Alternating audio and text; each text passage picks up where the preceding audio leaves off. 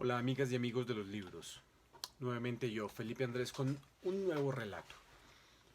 Presentar a Gabriel García Márquez, digamos que ya es un poco redundante, sobre todo aquí en nuestro contexto latinoamericano y específicamente en el colombiano.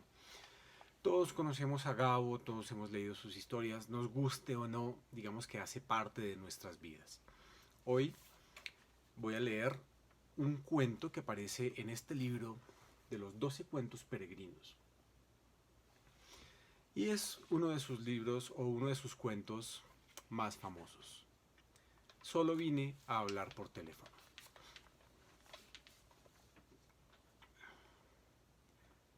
Una tarde de lluvias primaverales, cuando viajaba sola hacia Barcelona, conduciendo un automóvil alquilado, María de la Luz Cervantes sufrió una avería en el desierto de los Monegros.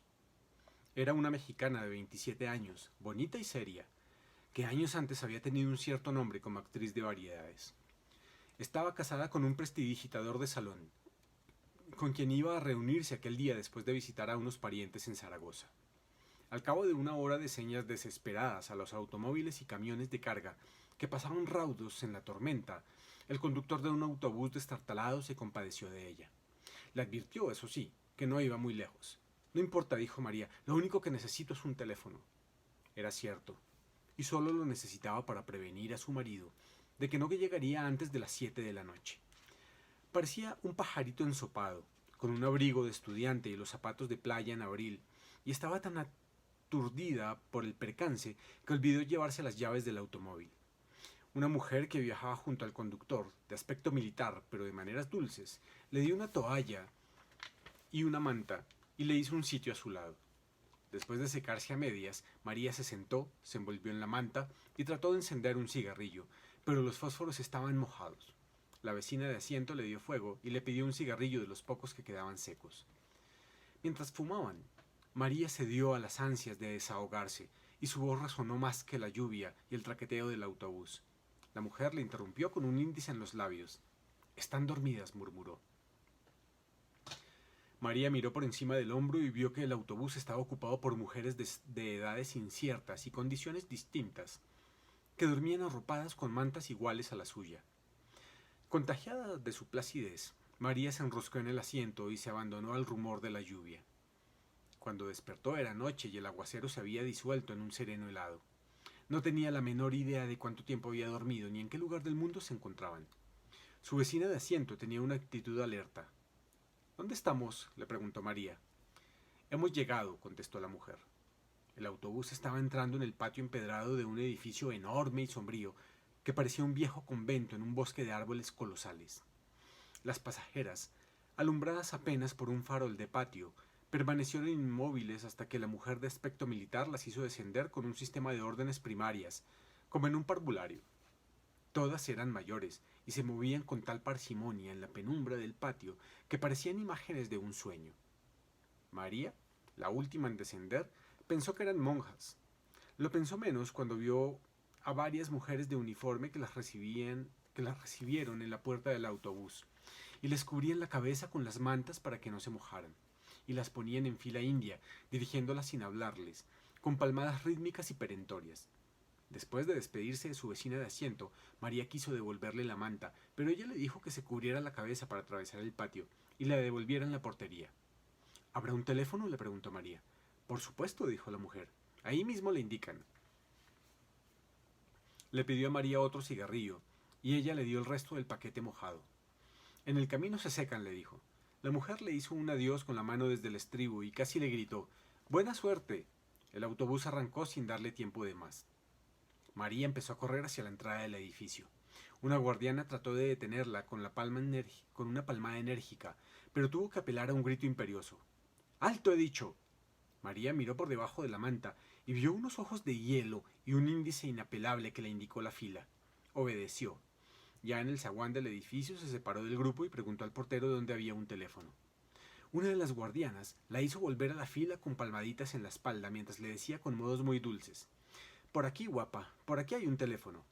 María siguió con las otras mujeres por un corredor tenebroso y al final entró en un dormitorio colectivo donde las guardianas recogieron las cobijas y empezaron a repartir las camas.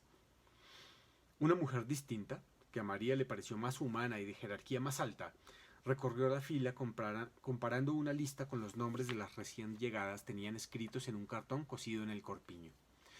Cuando llegó frente a María, se sorprendió de que no llevara su identificación.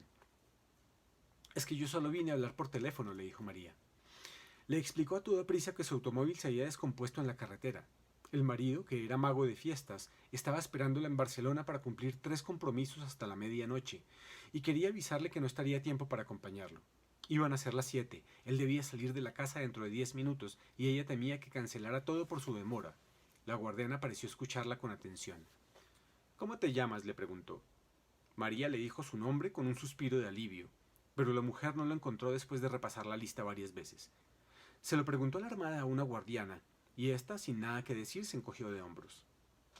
«Es que yo solo vine a hablar por teléfono», dijo María.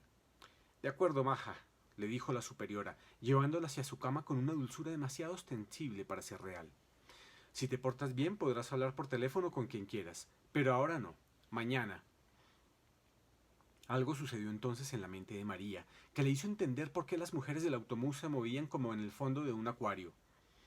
En realidad, estaban apaciguadas con sedantes, y aquel palacio en sombras, con gruesos muros de cantería y escaleras heladas, era en realidad un hospital de enfermas mentales. Asustada, escapó corriendo del dormitorio y antes de llegar al portón, una guardiana gigantesca con un mameluco de mecánico la atrapó de un zarpazo y la inmovilizó en el suelo con una llave maestra. María la miró de través paralizada por el terror. «Por el amor de Dios», dijo, «le juro por mi madre muerta que solo vine para hablar por teléfono». Le bastó con verle la cara para saber que no había súplica posible entre aquella energúmena de mameluco a quien llamaban Herculina por su fuerza descomunal. Era la encargada de los casos difíciles, y 2 reclusas habían muerto estranguladas con su brazo de oso polar, adiestrado en el arte de matar por descuido. El primer caso se resolvió como un accidente comprobado. El segundo fue menos claro, y Herculina fue amonestada y advertida de que la próxima vez sería investigada a fondo. La versión corriente era que aquella oveja descarriada de una familia de apellidos grandes tenía una turbia carrera de accidentes dudosos en varios manicomios de España. Para que María durmiera la primera noche tuvieron que inyectarle un somnífero. Antes del amanecer, cuando la despertaron las ansias de fumar, estaba amarrada por las muñecas y los tobillos en las barras de la cama. Nadie acudió a sus gritos. Por la mañana, mientras el marido no encontraba en Barcelona ninguna pista de su paradero, tuvieron que llevarla a la enfermería, pues la encontraron sin sentido en un pantano de sus propias miserias.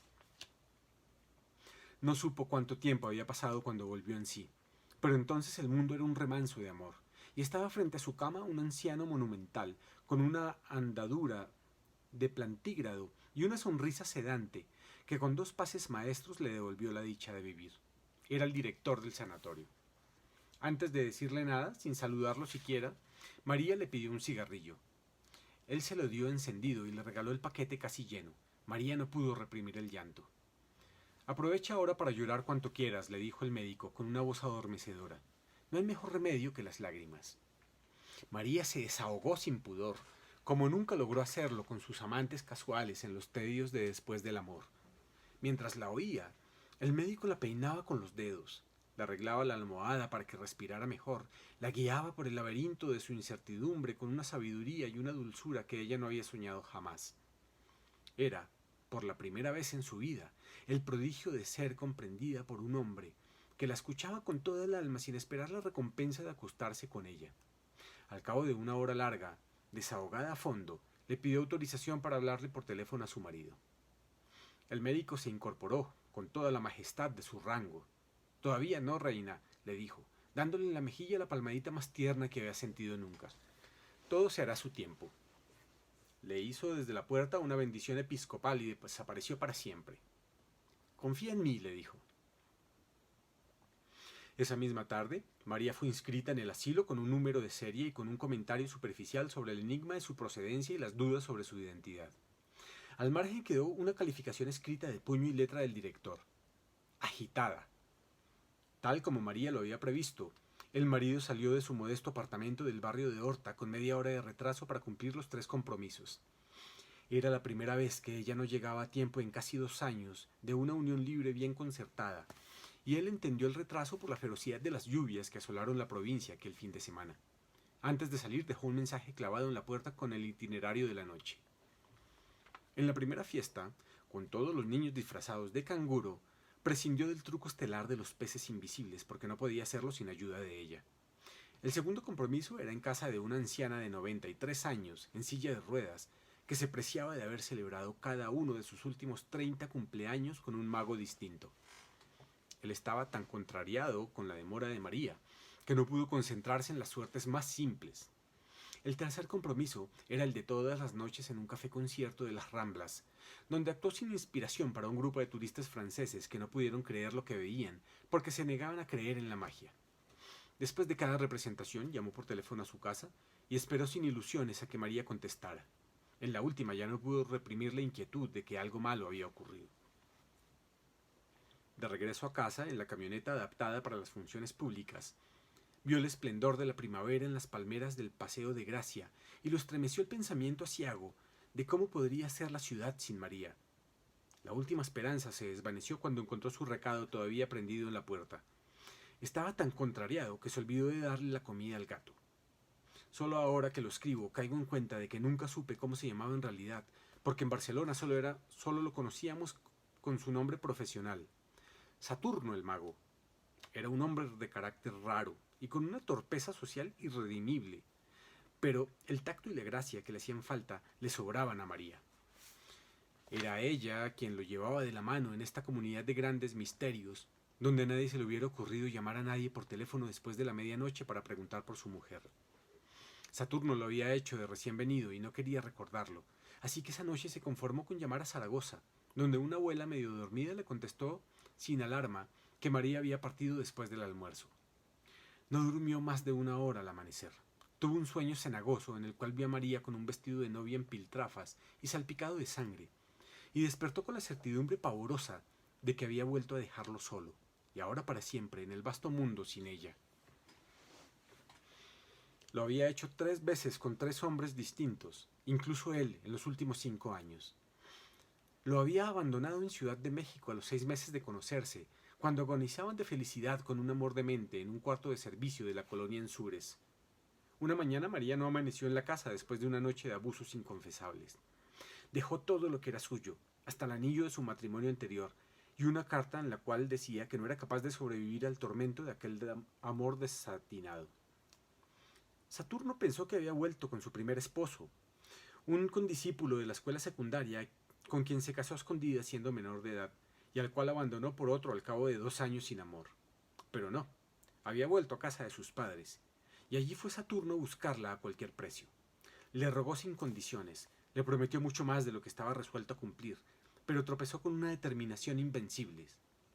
Hay amores cortos y hay amores largos, le dijo ella, y concluyó sin misericordia. Este fue corto. Él se rindió ante su rigor.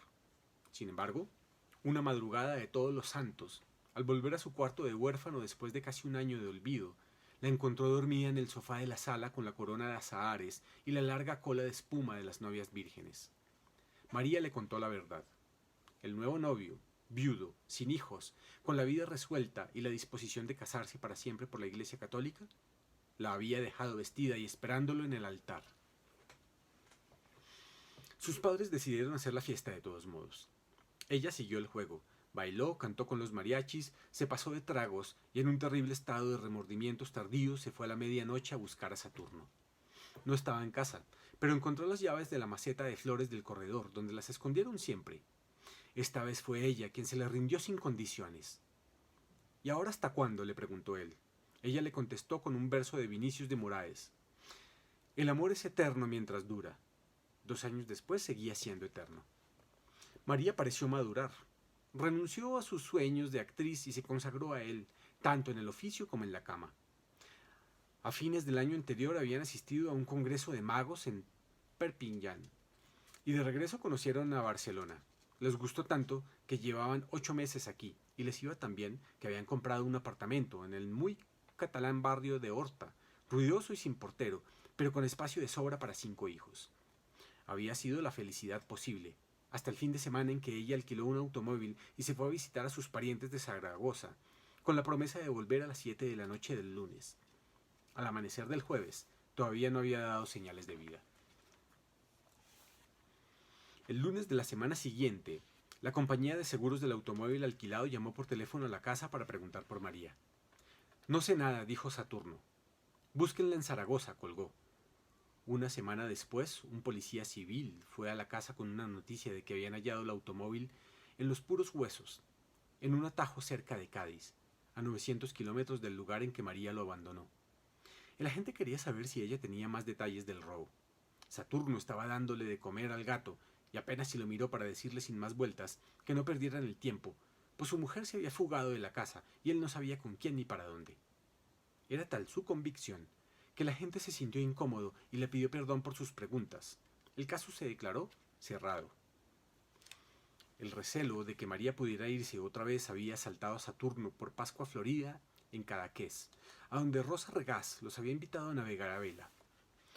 Estábamos en el Maritim, el populoso y sórdido bar de la Gauche Divine, en el crepúsculo del franquismo, alrededor de una de aquellas mesas de hierro con sillas de barro, donde solo cabíamos 6 a duras penas, y nos sentábamos 20.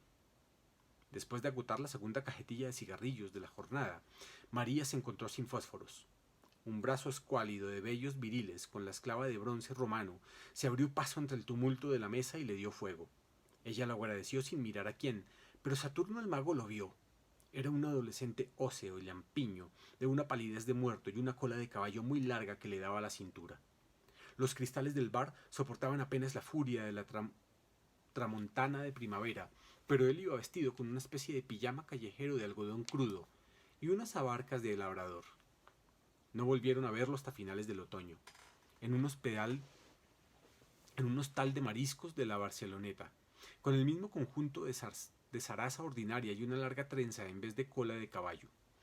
Los saludó a ambos como a viejos amigos, y por el modo como besó a María y por el modo como ella le correspondió, a Saturno lo fulminó la sospecha de que habían estado viéndose a escondidas. Días después encontró por casualidad un nombre nuevo y un número de teléfono escritos por María en el directorio doméstico. Y la inclemente lucidez de los celos le reveló de quién eran. El prontuario social del intruso acabó por rematarlo. 22 años, hijo único de ricos, decorador de vitrinas de moda, con una fama fácil de bisexual y un prestigio bien fundado como consolador de alquiler de señoras casadas. Pero logró sobreponerse hasta la noche en que María no volvió a casa. Entonces empezó a llamarlo por teléfono todos los días, primero cada 2 o 3 horas, desde las 6 de la mañana hasta la madrugada siguiente, y después cada vez que encontraba un teléfono a la mano. El hecho de que nadie contestara aumentaba su martirio. Al cuarto día le contestó una andaluza que solo iba a hacer la limpieza. El señorito se ha ido, le dijo, con suficiente vaguedad para enloquecerlo. Saturno no resistió la tentación de preguntarle si por casualidad no estaba ahí la señorita María. Aquí no vive ninguna María, le dijo la mujer. El señorito es soltero. Ya lo sé, dijo él. No vive, pero a veces va, ¿o no? La mujer se encabritó. ¿Pero qué coño habla ahí?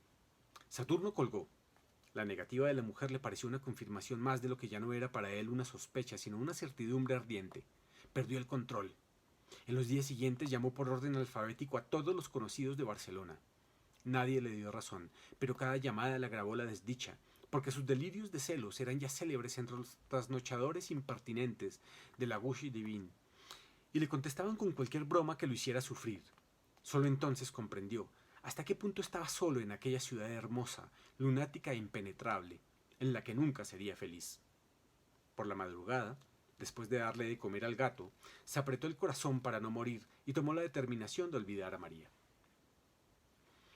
A los 2 meses, María no se había adaptado aún a la vida del sanatorio.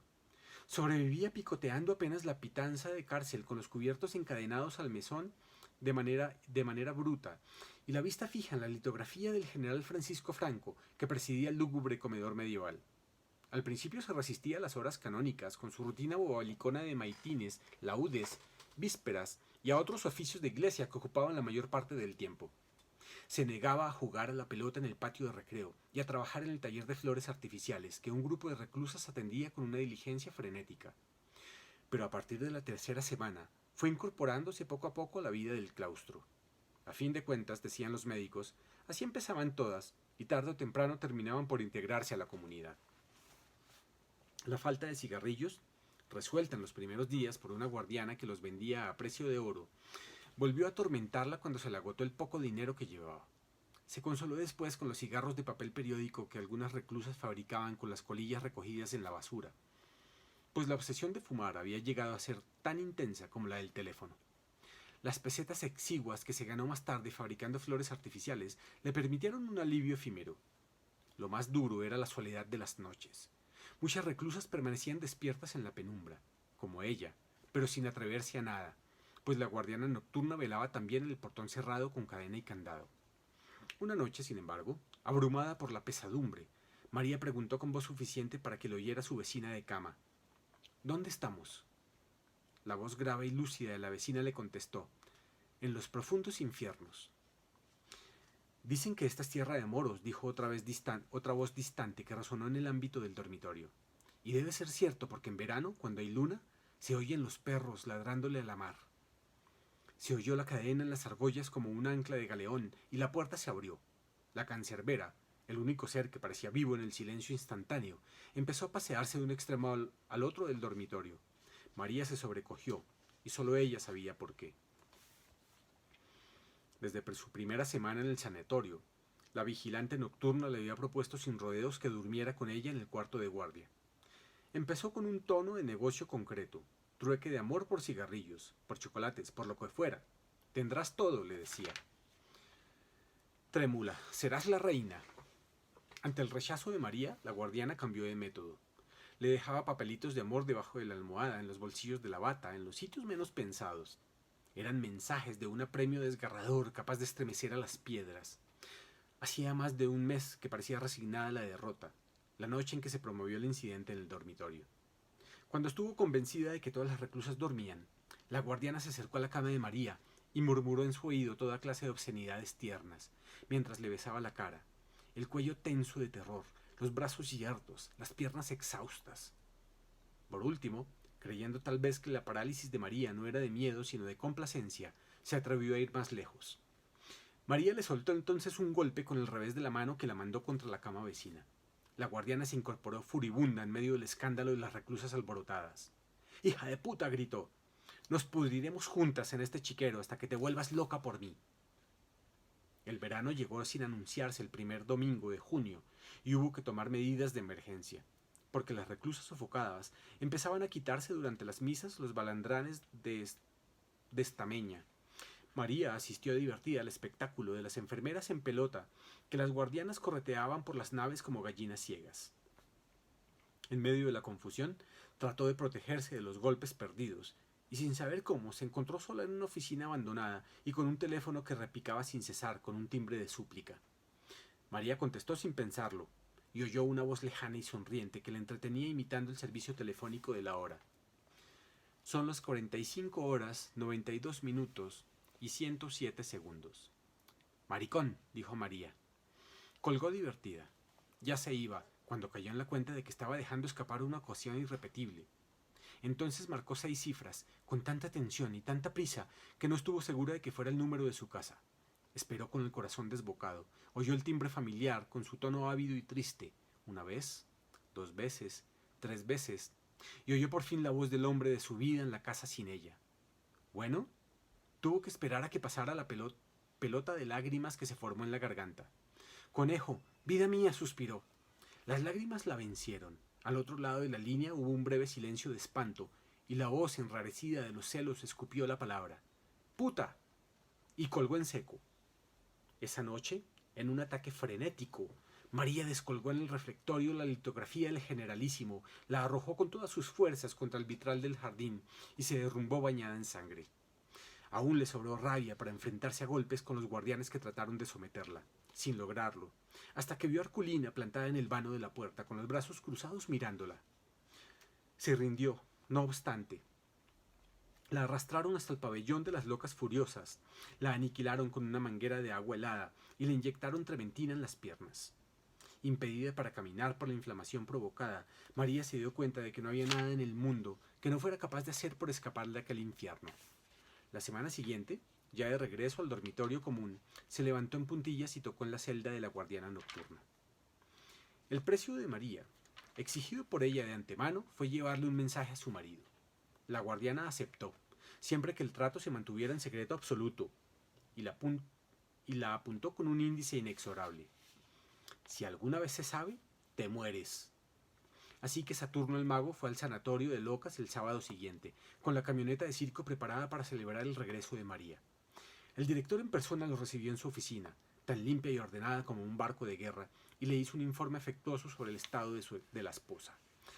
Nadie sabía de dónde llegó, ni cómo ni cuándo, pues el primer dato de su ingreso era el registro oficial dictado por él cuando la entrevistó. Una investigación iniciada el mismo día no había concluido en nada. En todo caso, lo que más intrigaba al director era cómo supo Saturno el paradero de su esposa. Saturno protegió a la guardiana. Me lo informó la compañía de seguros del coche, dijo. El director asintió complacido. No sé cómo hacen los seguros para saberlo todo, dijo. Le dio una ojeada al expediente que tenía sobre su escritorio de aceta y concluyó. Lo único cierto es la gravedad de su estado. Estaba dispuesto a autorizarle una visita con las precauciones debidas si Saturno el mago le prometía, por el bien de su esposa, ceñirse a la conducta que él le indicara, sobre todo en la manera de tratarla, para evitar que recayera en sus arrebatos de furia cada vez más frecuentes y peligrosos. Es raro, dijo Saturno. Siempre fue de genio fuerte, pero de mucho dominio. El médico hizo un ademán de sabio. Hay conductas que permanecen latentes durante muchos años y un día estallan, dijo. Con todo, es una suerte que haya caído aquí, porque somos especialistas en casos que requieren mano dura. Y al final hizo una advertencia sobre la rara obsesión de María por el teléfono. Sígale la corriente, dijo. Tranquilo, doctor, dijo Saturno con un aire alegre. Es mi especialidad. La sala de visitas, mezcla de cárcel y confesionario, era el antiguo locutorio del convento. La entrada de Saturno no fue la explosión de júbilo que ambos hubieran podido esperar. María estaba de pie en el centro del salón, junto a una mesita con 2 sillas y un florero sin flores. Era evidente que estaba lista para irse, con su lamentable abrigo color de fresa y unos zapatos sórdidos que le habían dado de caridad. En un rincón, casi invisible, estaba Herculina con los brazos cruzados. María no se movió al ver entrar al esposo, ni asomó emoción alguna en la cara todavía salpicada por los estragos del vitral. Se dieron un beso de rutina. ¿Cómo te sientes?, le preguntó él. Feliz de que al fin hayas venido, conejo, dijo ella. Esto ha sido la muerte. No tuvieron tiempo de sentarse. Ahogándose en lágrimas, María le contó las miserias del claustro, la barbarie de las guardianas, la comida de perros, las noches interminables sin cerrar los ojos por el terror. Ya no sé cuántos días llevo aquí, o meses, o años, pero sé que cada uno ha sido peor que el otro, dijo y suspiró con el alma. Creo que nunca volveré a ser la misma. Ahora todo eso pasó, dijo él, acariciándole con la yema de los dedos las cicatrices recientes de la cara. Yo seguiré viniendo todos los sábados, y más si el director me lo permite. Ya verás que todo va a salir muy bien. Ella fijó en los ojos de él sus ojos aterrados. Saturno intentó sus artes de salón. Le contó en el tono pueril de las grandes mentiras una versión dulcificada de los pronósticos del médico. En síntesis, concluyó, aún te faltan algunos días para estar recuperada por completo. María entendió la verdad. Por Dios, conejo, dijo atónita, no me digas que tú también crees que estoy loca. ¿Cómo se te ocurre?, dijo él tratando de reír. Lo que pasa es que será mucho más conveniente para todos que sigas por un tiempo aquí, en mejores condiciones, por supuesto. Pero si ya te dije que solo vine a hablar por teléfono, dijo María. Él no supo cómo reaccionar ante la obsesión temible. Miró a Herculina. Esta aprovechó la mirada para indicarle en su reloj de pulso que era tiempo de terminar la visita. María interceptó la señal. Miró hacia atrás y vio a Herculina en la tensión del asalto inminente. Entonces se aferró al cuello del marido gritando como una verdadera loca. Él se la quitó de encima con tanto amor como pudo y la dejó a merced de Herculina, que le saltó por la espalda.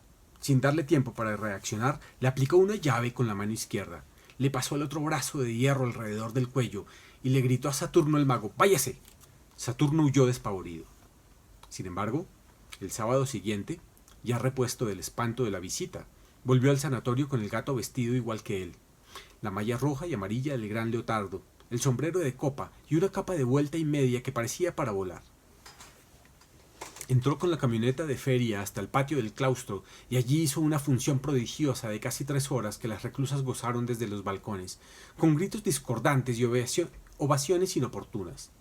Estaban todas, menos María, que no solo se negó a recibir al marido, sino inclusive a verlo desde los balcones. Saturno se sintió herido de muerte. Es una reacción típica, lo consoló el director, ya pasará. Pero no pasó nunca. Después de intentar muchas veces ver de nuevo a María, Saturno hizo lo imposible porque lo recibiera en una carta, pero fue inútil. 4 veces la devolvió cerrada y sin comentarios. Saturno desistió, pero siguió dejando en la portería del hospital las raciones de cigarrillos, sin saber siquiera si le llegaban a María, hasta que lo venció la realidad. Nunca más se supo de él, salvo que volvió a casarse y regresó a su país. Antes de irse de Barcelona, le dejó el gato medio muerto de hambre a una noviecita casual, que además se comprometió a seguir llevándole los cigarrillos a María. Pero también ella desapareció. Rosa Regás recordaba haberla visto en el Corte Inglés, hace unos 12 años, con la cabeza rapada y el balandrán anaranjado de alguna secta oriental, y encinta a más no poder. Ella le contó que había seguido llevándole los cigarrillos a María, siempre que pudo, y resolviéndole algunas urgencias imprevistas, hasta un día en que solo encontró los escombros del hospital, demolido como un mal recuerdo de aquellos tiempos ingratos. María le pareció muy lúcida la última vez que la vio, un poco pasada de peso y contenta con la paz del claustro. Ese día le llevó también al gato, porque ya se le había acabado el dinero que Saturno le dejó para darle de comer. Abril 1978. Muchísimas gracias por escuchar.